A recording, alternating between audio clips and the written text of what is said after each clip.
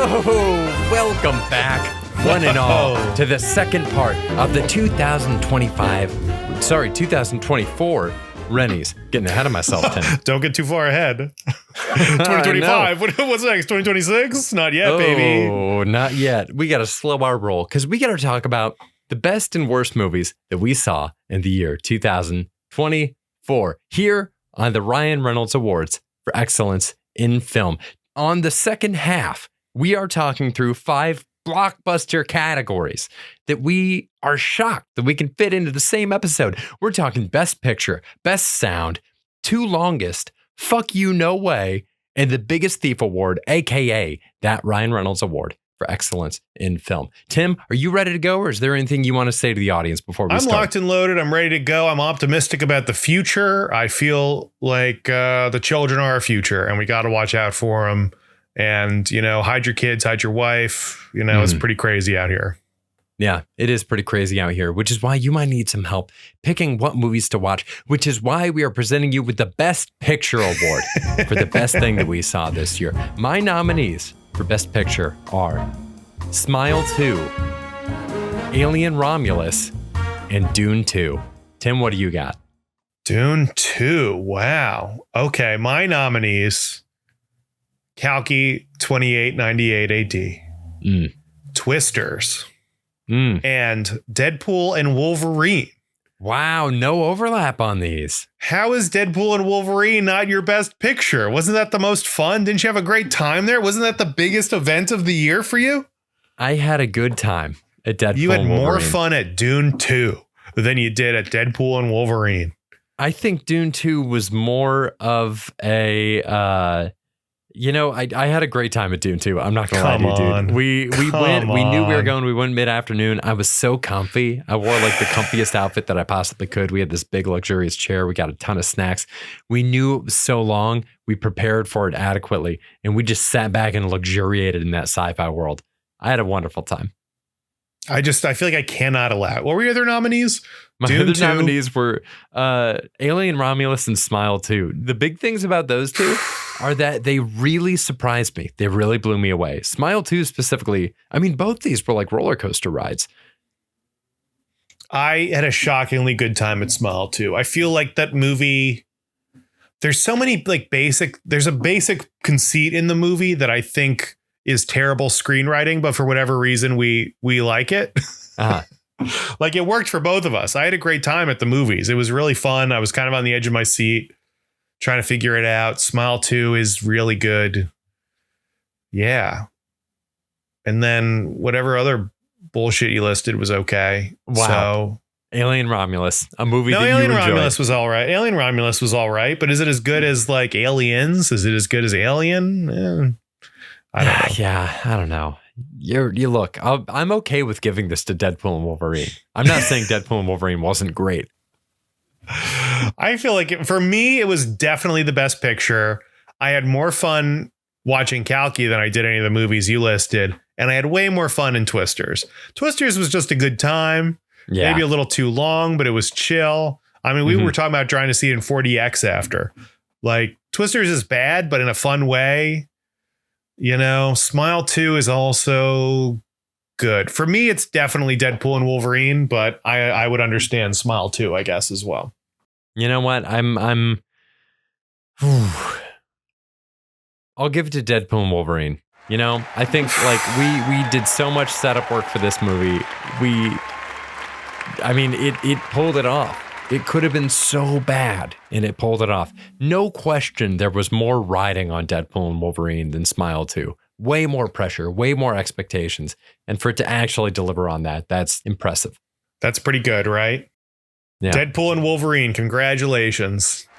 Best Picture winner, the Rennies 2024. This is their 3rd nomination in this year and their 3rd win, I believe.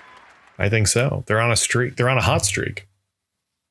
Well, they won Best Fight Scene previously. Yeah, okay. So 2nd win. Let's That's slow good. our roll here. All right, next one up. Best Sound. Now, we do Best Sound a little differently on the Rennies. We're not talking about sound design. We're not talking about sound editing. We're talking about the best sound effect that we heard this year. Tim, what are your nominees for Best Sound? My nominees for Best Sound. The Boys season 4. I'm sure there are a ton of them. That whole thing, the sound on that is so good. I went with the like worm monster ripping that woman apart at the end. Oh God. Pretty fun. It was nice, a real random twist, and I'm here for it. I liked it. It sounded weird. One of my favorite sounds from The Martian is Matt Damon drinking grape juice and then saying "fuck you, Mars." Is one of the best sound bites ever. It makes me so happy. I'm a huge fan. I think another amazing sound that was kind of the soundtrack to our summer, Kevin, the sound of Wolverine's claws coming out. Oh, iconic, wow. Crucial. You know what it means. It's exciting every time. I feel like it was a super important sound and sound effect for the summer. And then I think if it's not that, I think one of the most important sounds we heard this year was Like a Prayer from Deadpool and Wolverine. I think that came back a few times. It was so good.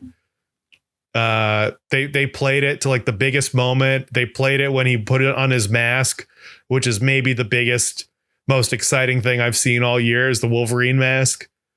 I thought that was so cool. I love that song. It got a huge play on there. It was big on TikTok.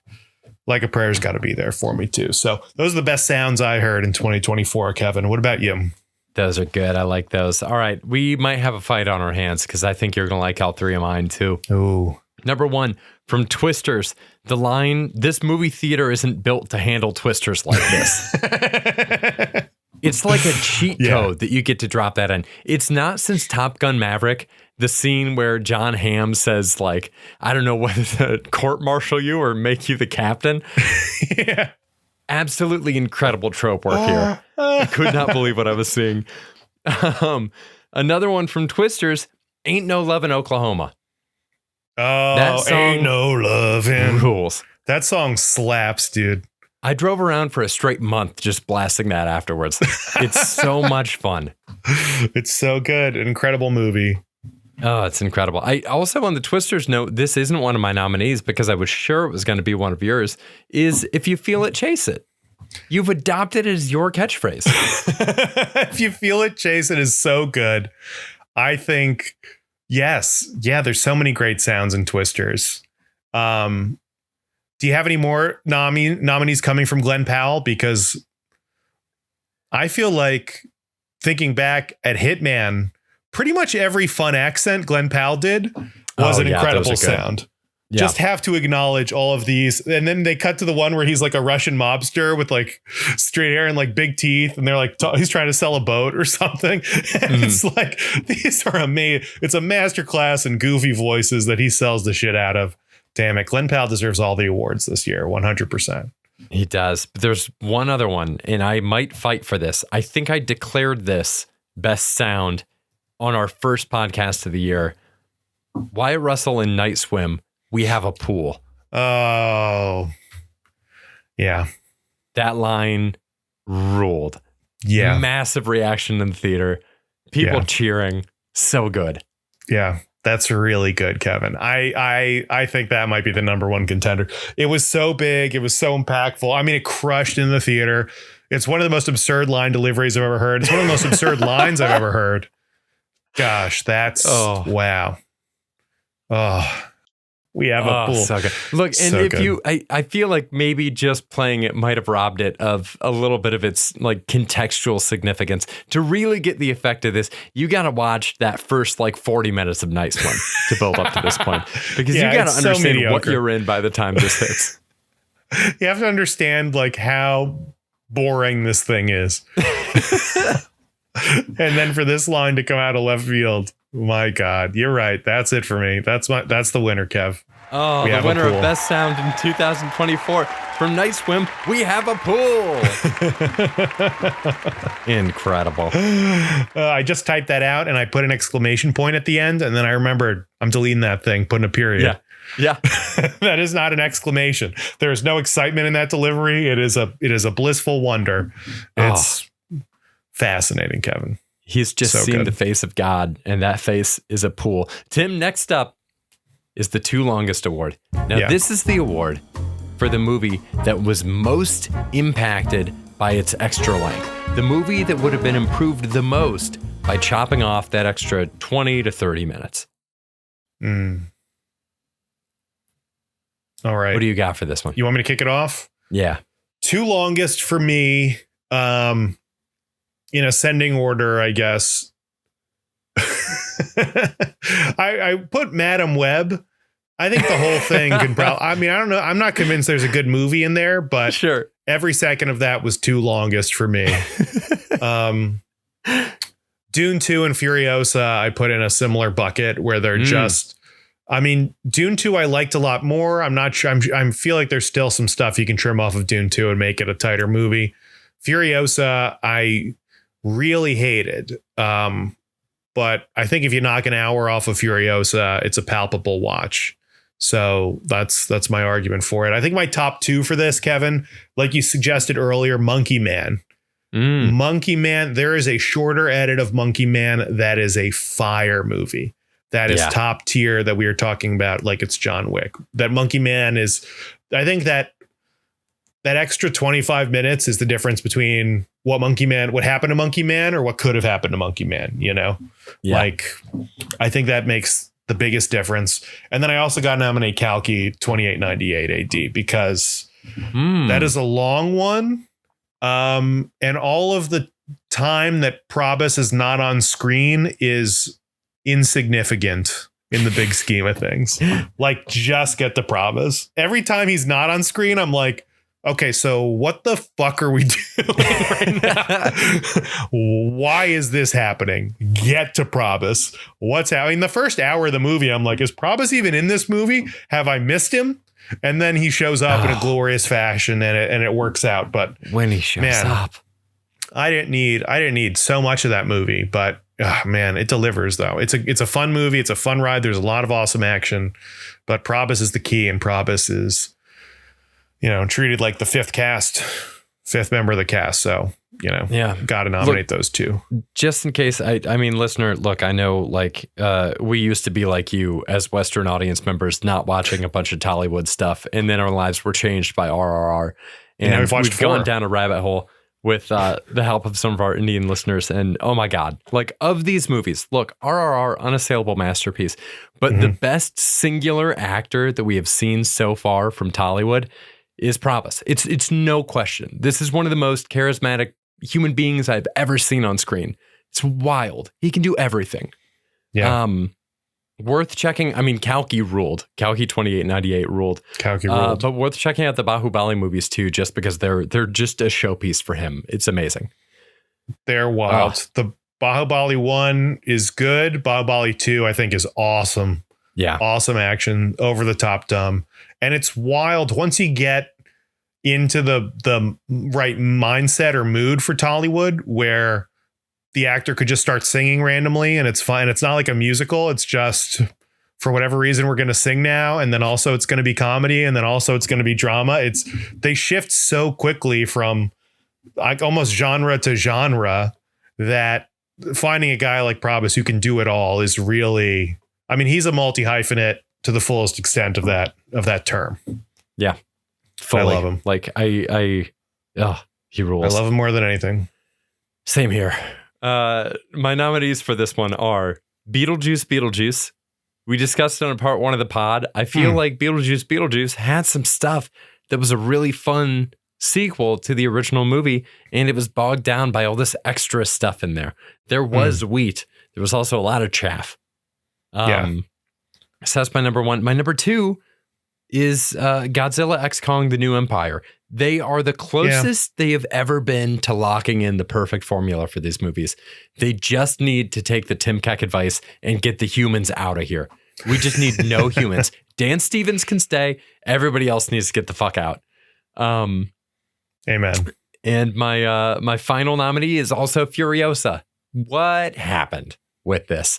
This seemed like it was going to be an incredible cinematic epic. We saw it on the biggest screen possible in a packed room full of disappointed people. It just absolutely did not pull it off for anybody in that room.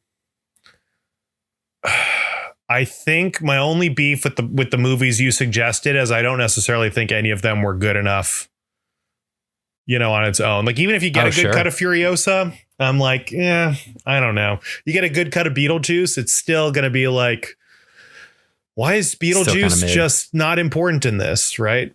Why is Monica Bellucci just not important? You cut her and Thoreau out, then you really just have Lydia flirting with a ghost and then Beetlejuice saving the day for no reason. And that's kind of it. You still have you'd have to leave in the full sequences to singular songs where they just dance and sing a whole song for 5 minutes. That's actually a quality part. But yeah, those are interesting, Kevin. I don't know. What do you think? What speaks to you the most? I don't necessarily want to give it to Kalki because I'm thinking like, look, Kalki's a part one, and my argument in general for the Tollywood movies is if you're gonna do a 3-hour movie, it better be a Tollywood movie where it's an awesome thing with a break in the middle and it's amazing. You can watch it in 2 halves. Although I don't think Kalki had an intermission, did it? I don't think so. Maybe I'm wrong. And then the other one is do it like Dune 2. Like Dune 2, I knew was going to be an epic going into it. I was prepared for the 3 hours and I never felt burdened by that 3 hours in a way that like fucking like Lincoln, like, do we need 3 hours for all these historical dramas? If anything, we need to do less scene setting than usual because this is actual history. So we've had feedback from listeners too, I think, especially on YouTube, of us being like, is 3 hours really that long? And I think maybe there was a time where I didn't think so, but I mean, I'll tell you what, 3 hours is long. Yeah. If you're not expecting it, 3 hours is not good. And more now, I think also on this pod, we like editing is like such an important part of the craft of filmmaking. And I think there's a lot more stuff that's left into these movies that would make them way better if they could just trim it a little bit or sneak some stuff down. So, I mean, man, I thought for sure you were going to nominate Monkey Man because you nominated it earlier. And I did think about it. I'm good with Monkey Man. I feel like that's the one that could potentially be an amazing movie. Yeah. If it's cut. The other ones, I don't think I really have any other one. Even Kalki, it's like, there's still good stuff in there. Dune 2, Furiosa. I don't think any of those elevate the way Monkey Man would without, these stock boring training sequences. And just I forgot all this the weird drug sequence for no reason. Yeah. Just a lot of weirdness in Monkey Man. But I don't know. What do you think, Kev? Yeah, I say keep the temple, cut some of the training, cut the wildlife footage, give this to Monkey Man. Let's do it, Monkey Man. 2024. Congratulations, the 2 longest award, Monkey Man. What I think is ironic about that category is it's also the longest we've spent on one of these so far. That was 2 longest. That was 2 longest. Let's move on to the next one. This one is fuck you, no way. Tim, do you want to explain the mentality behind this one? Fuck you, no way. The kind of thing where you see it in the movie and you think to yourself, fuck you, no way. Right? Am I right? Yeah, exactly. Something that takes you out of the movie because you're just like, no, come on. So should I kick this off, Kevin? Yeah, what do you got? So for La La Land, the opening sequence where they're in a car and I realize slowly in horror that each car has a song and each song is a story. And then the entire group gets out of their car and does like a coordinated dance on the highway. I thought, fuck you, no way. Like I'm out. I'm like, I am going to fucking hate this. It was such a devastating blow to a movie that I thought was going to be the Ryan Gosling. Oh my God, terrible mistake mixing those two people up. Ryan Gosling redemption tour was La La Land, and that was, for me personally, that was a fuck you, no way. No, thank you. I'm out. Yeah, that's My fuck you, no thank you. That's a fuck you, no thank you. That's a fuck you, no thank you. Oh my God. In Andor, the guy who orchestrates the jailbreak, who he has to convince to do it, gets to the top of the jail cell. It's surrounded by water and he goes, I can't swim. And he stays, he doesn't jump. Fuck you, no way. Like, what do you mean? You planned this whole thing and you don't know how to swim? You couldn't find one thing that floats in there that you could just carry up to the top with you? You couldn't just tell a friend, hey, I can't swim. Also, Andor just leaves him. It's like, tell him I'll pull you out. It's fun. It's just water. How hard is it to do that? Just float. Hold your breath. Winnie the Pooh it. You know, you can teach a kindergartner to float, and we can't teach this old man to float for 5 minutes while somebody drags his ass out of there. Fuck you, no way, man. Fuck you. Don't babies actually float, though? Isn't that like a thing where like babies for a certain amount of time after they're born, they float? This better be true, or else babies can swim. Babies can swim right away. They got a nice, they hold their breath underwater. They can float. And I used to teach like mom and tot classes where it was like, 6-month-olds, and they could float and they could grab the side of the pool. And in Florida, that's enough, man. If a kid falls in, I think it's super important. Genuinely, if you have a child right now and you're in a place that has any sort of standing bodies of water, you should definitely teach them how to swim at the very least, because there have been stories of little kids falling into pools, floating on their backs until they get noticed by their parents or whoever. Bad things happen. I think actually teaching people to swim is very important as someone who comes from Florida and is constantly surrounded by water. So that's just a little heartfelt note. And also in another heartfelt way, didn't love Andor and fuck that guy. Fuck that situation. He can't swim. That's crazy. Fuck you, no way. Okay. This is my favorite one though, Kevin. This is Manam. Is in Madam Web, Dakota Johnson at the end when she shows up in the wheelchair and she's blind and she's like, I know you got Chinese food. I was like, fuck you. No way. Fuck you. Why? This sucks. I was so mad. Oh, she's just like got psychic powers all of a sudden. It's like, you didn't have this before. What's going on now? What psychic power she had is the ability to smell. Common sense. Jesus. Oh, wow. When you sent them out to get Chinese food earlier and they came back, they probably had Chinese food, didn't they? Thank you, Madam Web. This is great. Finally becoming the character we thought you were the whole time. Such a bad movie. So uninteresting. I mean, we haven't talked enough shit about Madam Web the whole time. Like, that is... We really haven't. Definitely the worst movie I saw this year, I think, in hindsight. I got myself a seat in the back row of the theater so that I could just bet on FanDuel the entire movie. I was just doing NBA live bets the entire time. That's the move. Insane, dude. Ah, God. I'm so glad that Sony never did the proposed Aunt May spy movie. They just really seem like they're out to like fuck around with anything they can that Marvel might not touch. Although that said, we are recording Spider-Man. This before... Yeah, I mean, we're recording this before either of us have seen Craven. More than Sony does. That's true. Sony fucking hates Spider-Man, and they just want to do everything they can to hurt his legacy and damage the franchise. Sony hates him. Yeah. Disgusting. Doing all this Morbius bullshit. They got Vulture now. Fuck them. Craven, I'm excited about, though. That trailer looks good. That's a shoe-in for best trailer, worst movie. That trailer looks cool. I'm back in on Craven, dude. Man. I'm ready to get hurt again.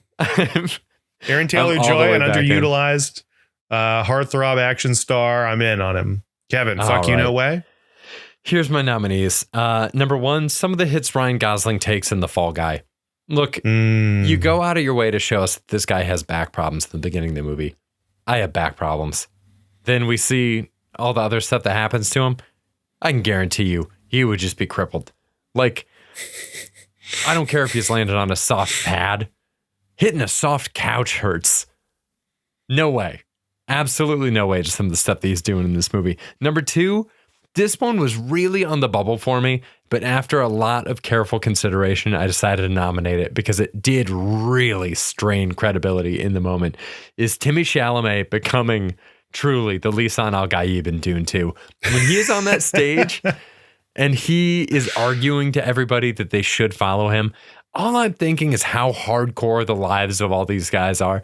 And it's like, this guy, Timothy Chalamet is the one, the kid from Lady Bird. Like, this is the guy that everybody's like, this is the Lisan Al Gaib. I don't know. I mean, I guess you got, what's his name, like vouching for him too, but he's the guy that embodies the female gaze. Yeah. And I don't know if that's necessarily the person you want rallying a group of men soldiers to like go to war necessarily, you know? Sure. I agree. He's just, I think that's a tricky thing with like adaptations too, because in books, it's very easy to be like, well, the scrawny kid grew up to be a powerful warrior. But on a movie, you actually have to show it. And Timothy Chalamet looks like the same scrawny kid he looked like at the beginning. He's not winning wars, that kid. That kid is crying and losing wars. Yeah. That kid is crashing drones from the safety of the USA. I will say that, I mean, he embodies kind of the flawed idea of a white savior that they're portraying in the movie, where him embarking on this war is going to get a lot of people killed because he doesn't know what the fuck he's talking about. So he nails that aspect of it. But they're in that moment, they're not supposed to be putting somebody in place to do that. They're supposed to be putting somebody in place that's going to win this war for them. And that's Timothy Chalamet. I don't know, dude. Fuck you. No way. My third nominee, this one bothered both of us immediately in theaters, is when the symbiote monster jumps from Mexico to an airplane flying over Las Vegas in Venom 3. It is a cutback to a scene that cannot possibly have still been going on. It's crazy. They definitely cut footage that they already had of the monster jumping from a previous scene that should have been like 3 or 4 days earlier in the movie. And then we're like, we could just have it be the same jump. So he jumps from nighttime in Mexico to like midday plane over Las Vegas. Crazy. So crazy. There's a lot in that movie that's fuck you no way, but that's a very good one, Kevin. That was great. What are you thinking? How are you feeling about these categories so far? Or these nominees? I feel pretty strongly about the Venom jump. I think so. You think you want to give it to it? I feel pretty strongly about that. I feel very strongly about the Madam Web thing too. The Chinese food line. Yeah, there's a lot to hate about both of them. So you know what? I think either one would make me happy. We haven't, Madam Web deserves it more. It's kind of like when people give an Oscar to an actor just because they're in their 70s and they might not do another one when that movie isn't really what they should have won it for. So we should be doing that for Madam Web right now, because we'll never have another chance to nominate a Madam Web movie. So Fuck You No Way goes to the final scene in Madam Web. Yay, Madam Web, you did it. You did it. Finals. Madam Web. Yeah, that was how they ended the movie. Oh my God. Absolutely insane. Gosh, that movie sucked. Boy. It was so bad. Well, Tim, we got one award left. And this one is The Biggest Thief, aka the Ryan Reynolds Award for Excellence in Film. Should I kick it off? Yes, please. My nominees are Probus from Kalki 289880. Yeah. Glenn Powell from Twisters or from The Hitman. Take your pick. Yep. And finally, I believe the first time he's actually been eligible, Ryan Reynolds, the man himself. Huh. Has Ryan Reynolds really not won it before? I don't think he has. I'll run back through my notes here real quick from previous years, but I really don't think he has. I could have sworn Ryan Reynolds has been nominated before, but maybe I'm making this up. James Gunn won in 2021. James Gunn won. 2022, the winner was Top Gun Maverick, I think. 2022, I believe the winner was Top Gun Maverick. 2023, the winner was John Wick, I believe. John Wick 4. Yeah. Oh, man. I think I've nominated him before in 2021 because of Free Guy and Red Notice in the same year. But that's a big stretch. You're right. I think. So explain what's going on with Ryan Reynolds. Why does he deserve to be the biggest thief of the year? I mean, look, it's Deadpool and Wolverine. This is a culmination of a franchise that he basically willed into existence. Never before has a person portrayed a character in a movie that went down in flames so badly and then gotten the studio that made that horrible movie to not only sign off on a standalone movie with him playing a different version of the same character that people weren't familiar with pre-multiverses, but also to give him the reins of that franchise and do it the way that it should have been done. He did that. It was such a massive hit. He brought it back for a second incredible smash movie. And then he pulls not just Hugh Jackman out of retirement, but he goes back and gets Jennifer Garner, Daphne Keane, gets Channing Tatum the chance to play Gambit that he never did. Yes. And puts aside his own beef with Wesley Snipes to get Wesley Snipes to return as still to date the only person to ever portray Blade in a movie. I'm not counting out Sticky Fingers from the TV show. This is such an unbelievable heat check in a way that 2001 Ryan Reynolds could never fathom. And it's unreal, dude. Everything he touches is gold in this world. I mean, Mobile's doing well. He just has everything going for him. Doing great. The movie Spirited was great. Oh, I haven't seen that. Maybe I'll watch it. Maybe I'll check it out. Good. He did do that. Then he kind of have a flop with like If or something, right? That Wishing, the imaginary friend movie. We're not talking about that. We're not talking about If right now. I think we are on the same page with this. I also nominated Glenn Powell and Ryan Reynolds. I think those are our guys for the year. Glenn Powell, 2 hit movies, current, incredible, showed his range, has gone down in my mind as just one of our greats. Yeah. And Ryan Reynolds, this is the culmination of his career so far, being Deadpool, which again was not going to even get made until he leaked the footage of like the test screenings, and people liked them so much that he did it. He bet on himself multiple times. He does it in Deadpool 3. From what I've heard, him and his team are very, very hands-on in this. Like they are, like Ryan Reynolds is in the editing room, making changes, thinking of jokes. They're punching it up the whole time. It's very clearly his vision and what he wants to do. And you're right, his star power and his friendships. He was able to cash in all these chips and bring all these historical people back. And I think that is not to go unacknowledged. My other thoughts on this was Hugh Jackman. For us on the pod, we did a big rewatch of the X-Men franchise.